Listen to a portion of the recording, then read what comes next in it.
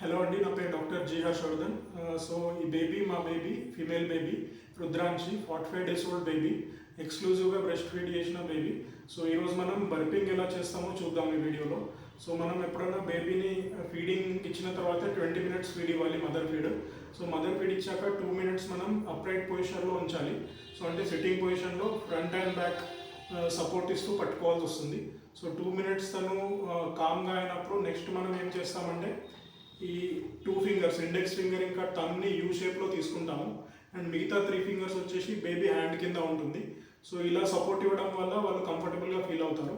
So ఇది ఎలా చేస్తారో చూద్దాము. సో ఈ 2 ఫింగర్స్ మనం నెక్ దగ్గర పెడుతున్నాము అండ్ 3 ఫింగర్స్ హ్యాండ్ కింద పెడుతున్నాము. సో ఇలా హోల్డ్ చేసి బేబీని స్లోగా ముందుకు పెట్టాలి. సో ఇలా చేశాక స్లోగా ప్యాక్ చేయాల్సి వస్తుంది మనము. ఈ ప్యాటింగ్ అనేది మనం అట్లీస్ట్ ఒక 20 మినిట్స్ చేయాలి. సో నార్మల్గా కొంతమంది ఇలా రబ్ చేస్తారు, సో ఇది బర్పింగ్ కాదు. అండ్ కొంతమంది స్ట్రాంగ్గా ప్యాక్ చేస్తారు, సో అది కూడా చేయొద్దు. సో మీడియం పేస్ తోటి స్లోగా ప్యాక్ చేయండి. అది నడుం భాగంలో చేయాలి, బెటర్గా ఉంటుంది.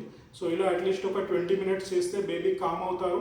అండ్ ఎక్సెసివ్ ఫజీనెస్ ఇంకా క్రయింగ్ అనేది కూడా తగ్గుతుంది. అండ్ మనకి infantile colic, GR and problems లాంటివి కూడా తగ్గుతుంది. కాన్స్టిపేషన్ ఇష్యూస్ కూడా కొంతవరకు తగ్గుతుంది. సో థ్యాంక్ యూ అండి.